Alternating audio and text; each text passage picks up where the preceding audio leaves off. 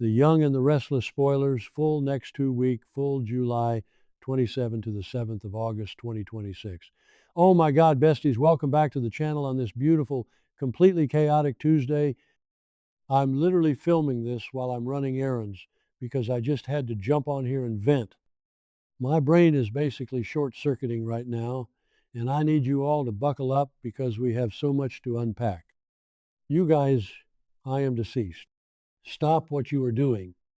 I am literally shaking. Wait, we need to talk about this now.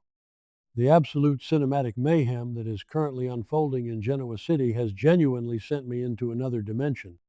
I am physically vibrating from the sheer audacity of these characters. I was mid-skincare, literally had smeared a charcoal mask all over my face, and when I saw what went down today, I literally had to yeet my phone across the room, and now there is black goop all over my pristine white rug. Send help. My soul has actually left my body.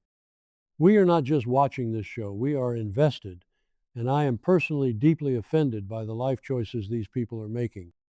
It is giving major I cannot even energy, and we are spilling all the tea right now because my grip on reality is completely slipping. Okay, wait. Let's start with the absolute dumpster fire that is Devin Winters and Abby Newman right now.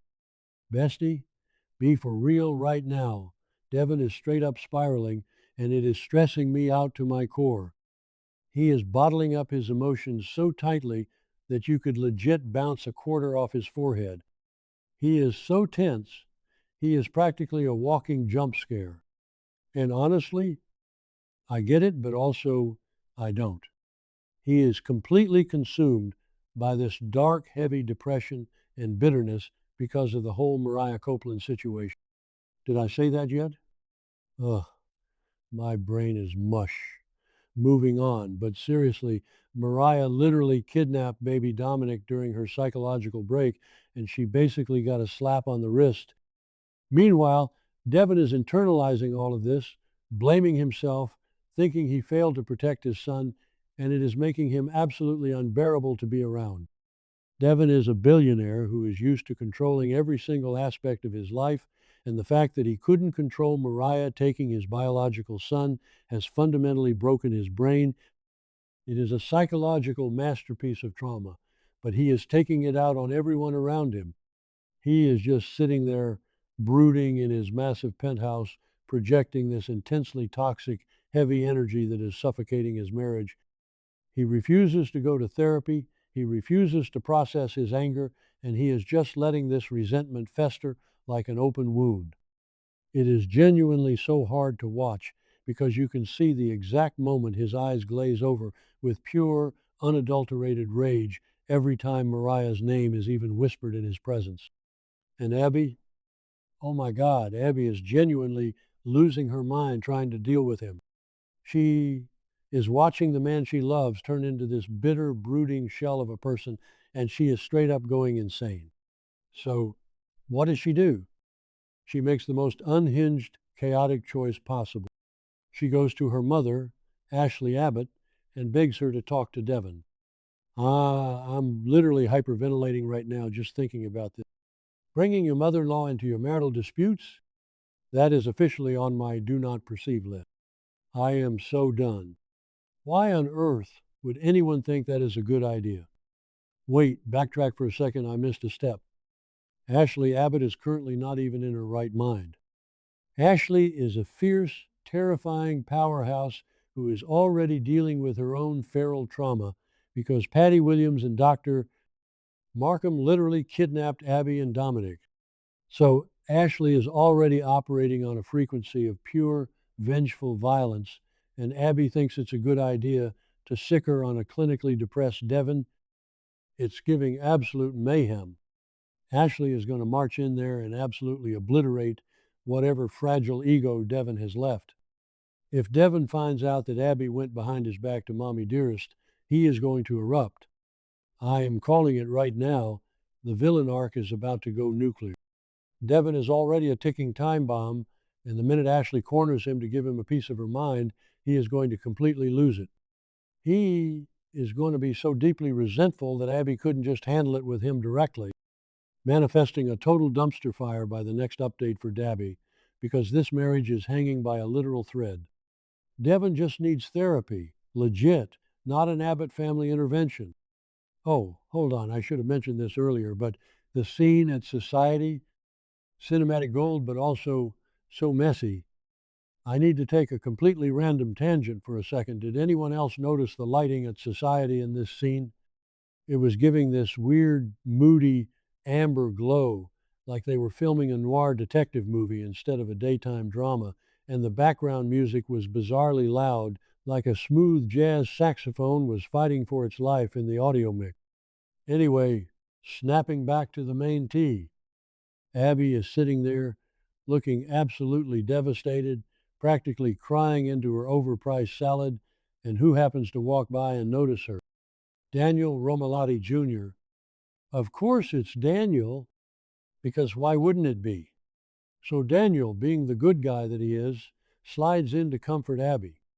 He is sitting there playing the supportive friend, listening to her completely trauma dump her entire marital crisis in the middle of a public restaurant, which is honestly so unhinged, like, Abby, babes, people are eating their risotto. They don't need to hear about Devon's emotional constipation, but Daniel is just soaking it all in, being the shoulder to cry on.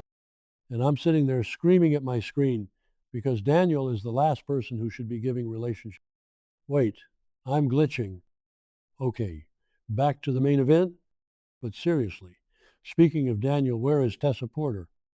My brain is literally buffering. We all know about Daniel's highly scandalous, illicit affair with Tessa while Mariah is locked away in a mental health facility. But suddenly, Tessa is nowhere to be found? Is she missing? Did she get kidnapped? Honestly, with the way Patty Williams and Dr. Markham have been snatching people left and right, I would not be surprised if Tessa is currently tied to a chair in a basement. The fact that Daniel is just casually sipping coffee with Abby while his secret lover might be abducted is sending me into orbit. Okay, refocusing. The real issue with Abby crying to Daniel at Society is that Genoa City is basically a high school cafeteria. You sneeze at the athletic club, and Victor Newman knows about it before you can grab a tissue. By tomorrow, half the town is going to know all of Devon's deeply personal, traumatic business because Abby couldn't keep her voice down over the appetite. Devon is a fiercely private billionaire who hates his business being out in the open. When he finds out that Daniel Romalotti knows about his depression, he is going to absolutely snap. I can already see the vein popping in Devon's forehead. Now, let's aggressively pivot to the other side of town because my blood pressure is spiking just thinking about Billy Abbott and Kane Ashby. Kane is basically lurking in the shadows like a total creep, and he overhears Billy going on one of his classic paranoid rants. Billy is absolutely convinced that his mother, Jill Abbott, is hiding some massive dark secret about the chief financial officer at Chancellor Winters. And don't even get me started on the vibes. Billy is acting so erratic, so obsessed, like he's starring in his own personal espionage thriller. Wait, hold up. I completely forgot to mention how unhinged Kane's actual position is right now. Kane is currently riding high because he basically blackmailed his way back into power using his bone marrow to save Malcolm, which is, let's be real, the most diabolical flex of the century. So he is sitting on this throne of manipulation, looking down at Billy Abbott, who is running around like a headless chicken screaming about Jill's secrets. Kane is legit weighing the pros and cons of dealing with Billy's chaotic energy. On one hand, Billy is a useful idiot. On the other hand, Billy is a massive liability who will absolutely drag Kane into a messy Abbott family feud that Kane wants zero part of. It's genuinely hilarious to watch a master manipulator like Kane get completely exhausted by Billy's natural state of chaos. Kane, who originally wanted to bring Billy into the company to use him as a pawn or whatever, is now standing there listening to this mess and fully reconsidering his life choices. Kane is looking at Billy like, is this guy genuinely worth a headache? Because Billy is a walking, talking liability. He is so obsessed with his own ego and proving his mother wrong that he is completely losing sight of reality. Kane is calculating, he's opportunistic, and he realizes that Billy might just blow up the entire company from the inside out. I am straight up exhausted by Billy Abbott, you guys. He is a red flag wrapped in a trench coat. Did I say that yet? My brain is mush. Moving on, because we need to talk about my queen, Sally Spectra, and the absolute chaos surrounding Spectra Charles. Sally is secretly negotiating this massive, world-altering deal with Adam Newman and Chelsea Lawson regarding Newman Media. Adam literally offered to buy the company to protect Sally from Victor's wrath, which is honestly the most romantic and toxic thing I have ever heard. He even brought up the sunset pink color from baby Ava's nursery, which had me bawling my eyes out. But Sally is keeping this completely under wraps from Billy. And then there is Audra Charles. Audra is straight up not having a good time. She absolutely hates this deal. Audra's whole aesthetic is power, control, and serving icy glares in tailored suits, and she feels like this Adam situation is way too messy. Plus, she knows that the second Billy finds out about this, he is going to blow a gasket. Billy already has a massive inferiority complex when it comes to Adam, and if he finds out Sally made a massive corporate move with her ex-boyfriend behind his back, the relationship is completely doomed. I am literally clutching my chest because the drama is too much. Sally genuinely needs to remember who she is. She is the boss. She is the head of Spectra Charles, not Billy. Billy loves to swoop in and act like he is the savior of every woman he dates, but Sally needs to set a hard boundary. If she lets Billy dictate how she runs her company, she is going to lose everything she has worked for. The power dynamics in their relationship are completely skewed right now, and if Sally tells him about the Adam and Chelsea deal, Billy is going to make it all about his own fragile ego instead of what is best for the business.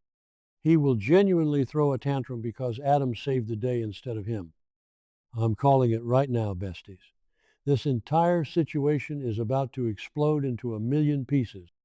Devin and Abby are heading straight for divorce court. Kane is going to throw Billy to the wolves, and Sally and Billy's relationship is in critical danger, manifesting a total, unmitigated disaster by the end of the week.